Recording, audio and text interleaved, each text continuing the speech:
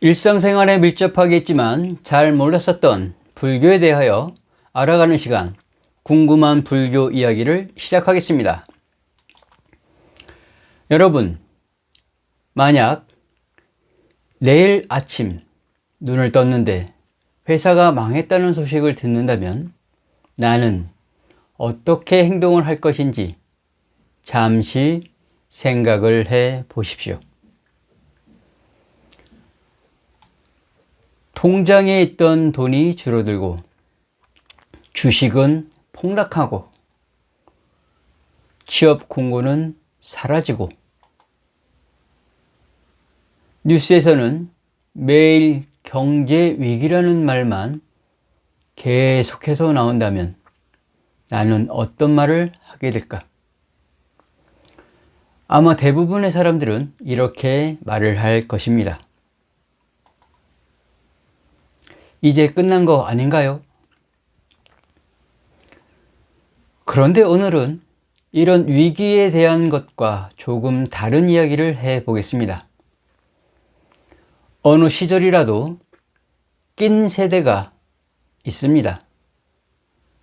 그런데 지금의 위기가 과연 끼어있는 낀 세대만 피해를 보는 문제일까? 지나온 역사 속에는 지금보다 훨씬 어려운 시대를 살았던 사람이 있습니다. 1997년 겨울, 대한민국은 IMF 외환 위기를 맞았습니다. 어제까지 멀쩡히 출근했던 사람들이 하루아침에 회사를 잃었습니다. 가게 문이 닫히고 공장이 멈추고 가족들의 한숨은 깊어졌습니다. 그 시절을 겪은 분들은 기억합니다. 뉴스에서는 매일 위기라고 보도가 계속 전해지고 있고 거리에는 실업자가 늘어났고 사람들은 밤잠을 이루지 못했습니다. 그런데 그 무렵 전국 사찰에는 이상한 일이 벌어졌습니다. 셀 수 없는 많은 사람들이 몰려오기 시작한 것이었습니다. 직장을 잃은 사람, 사업이 무너진 사람, 미래가 보이지 않는 청년들까지. 그들은 절에 와서 특별한 기적을 기대한 것은 아니었습니다. 많은 사람들이 사찰에 와서 다들 비슷하게 말을 했습니다. 스님, 그냥 좀 쉬고 싶습니다. 이렇게 많은 사람들이 왜 그랬을까요? 돈 문제라면 은행에 가야 될 것이고 취업이 문제라면 회사에 가야만 될 것인데 그렇게 많은 사람들은 왜 산으로 향했을까? 왜냐하면 경제 위기보다 더 무서운 것이 있었기 때문입니다. 바로 마음의 붕괴였습니다. 부처님 시대에도 사실 비슷했습니다. 우리는 종종 부처님 시대를 평화로운 시대로 생각을 합니다. 하지만 실제로는 그렇지 않습니다. 전쟁이 끊이지 않았고 가난한 사람들은 너무 많았고 질병은 흔했고 내일을 장담할 수 없는 시대였습니다. 어느 날 한 청년이 부처님께 묻습니다. 세상이 왜 이렇게 괴롭습니까? 아마 지금 청년들이 묻는 질문과 크게 다르지 않을 것 같습니다. 취업은 어렵고 집값은 점점 오르고 대출은 막히고 그래서 미래는 불안하고 지금의 청년들과 비슷한 마음이었을 것입니다. 그때 부처님은 놀라운 말씀을 하셨습니다. 세상이 괴로운 것은 이상한 일이 아니다. 이 말을 처음 들으면서 청년은 충격적이었습니다. 아니, 세상이 괴로운 게 당연하다고요? 하지만 부처님은 이어서 말씀하십니다. 괴로움은 피할 수 없지만 괴로움에 끌려갈 것인지는 내가 선택할 수 있다. 잘 생각해 보십시오. 파도가 없는 바다를 본 적 있습니까?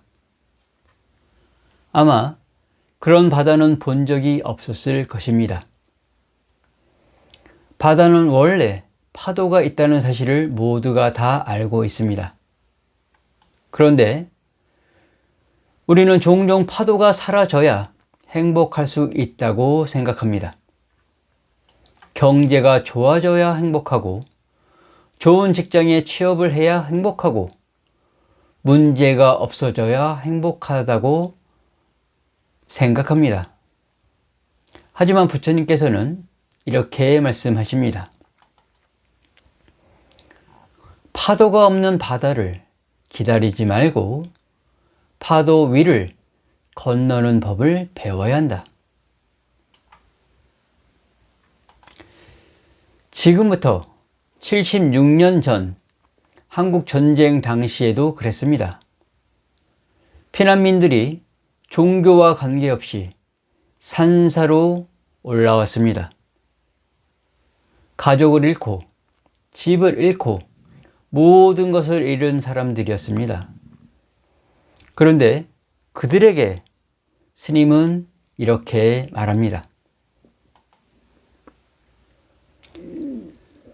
당신들이 잃은 것은 많지만 아직 잃지 않은 것도 있습니다. 모든 것을 잃고 왔는데 잃지 않은 것이 있다. 그것이 무엇일까요? 바로 마음입니다. 그 마음을 알아보는 것, 그것이 바로 희망입니다. 다시 살아가야 할 힘. 오늘 청년들도 마찬가지입니다. 경제는 어렵습니다.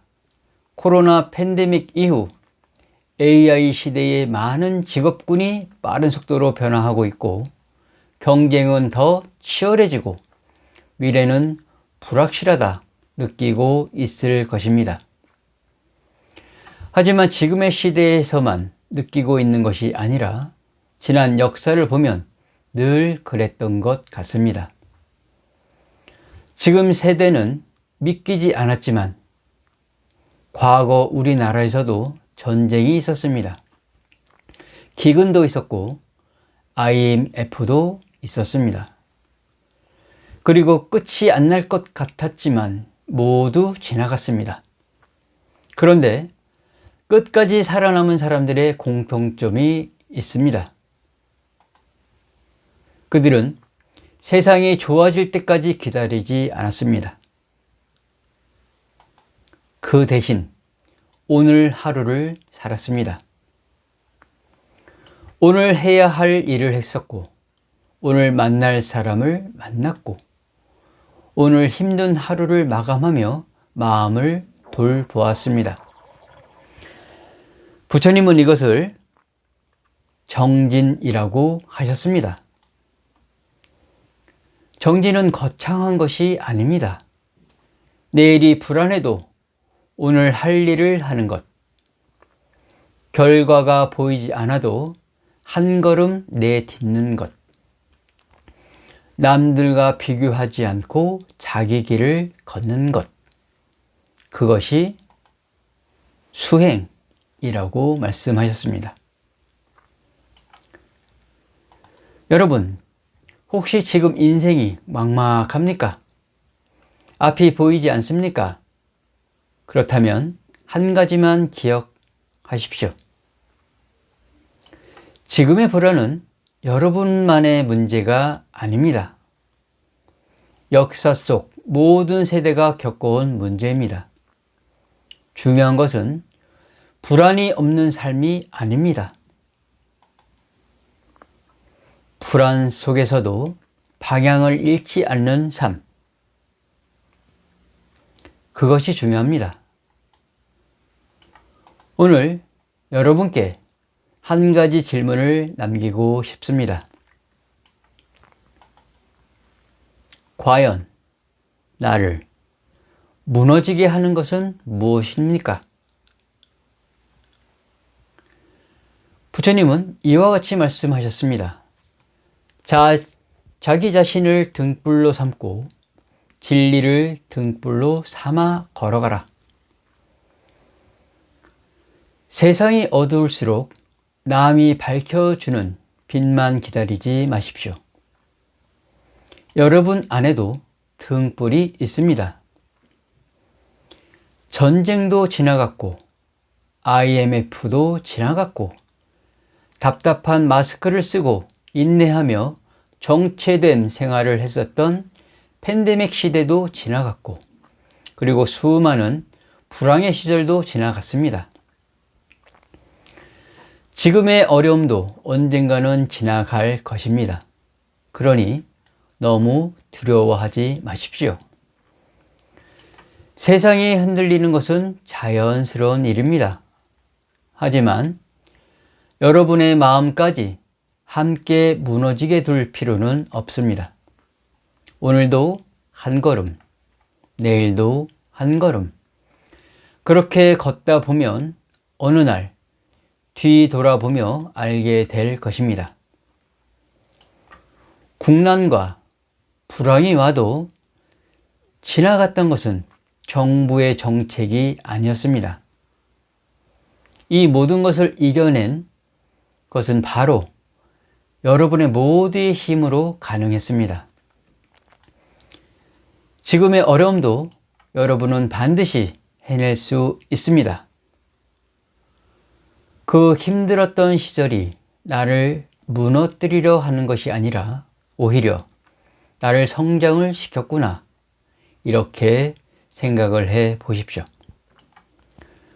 부처님께서 우리에게 당부하신 말씀을 함께 따라해 보시길 바라겠습니다. 자, 따라하십시오. 우리네 삶에서의 모든 상황은 그저 찰나일 뿐이다. 그렇기에 상황이 좋아지면 그저 온전히 즐기면 그뿐이다. 그리고 상황이 좋지 않다 하더라도 이게 영원하진 않을 것이고 점차 나아진다는 것을 기억하면 된다. 과거가 얼마나 힘들었든지 간에 당신은 언제나 다시 시작할 수 있다. 여러분은 오늘 강의가 지치고 힘든 생활이 계속 이어지는 것이 아니라 지나간다는 것을 알고 조금 위안이 되었는지요? 오늘 알아본 내용을 함께 듣지 못했던 가족과 이웃을 향해 오늘 내용을 통해 배우고 이해한 만큼 전하고 채널을 소개하는 대정진의 실천을 통해 부처님 법이 널리 퍼져 많은 이들이 부처님 법 안에서 편안함을 이어가길 축원드리며 오늘의 이야기를 마치도록 하겠습니다. 옴 수라야비 스와하.